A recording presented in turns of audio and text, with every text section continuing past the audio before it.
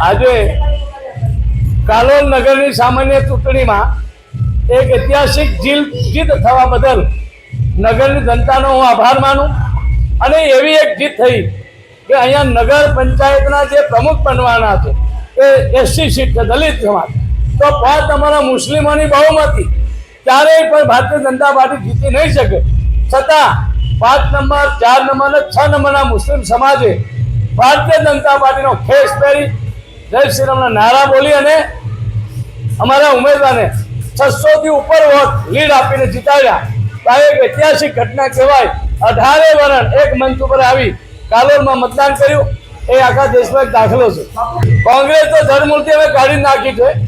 ગયા વખતે પણ કોંગ્રેસના ઉમેદવારની ડિપોઝિટ ગયેલી વિધાનસભામાં, એટલે અહીંયા તો કોંગ્રેસ છે જ નહીં।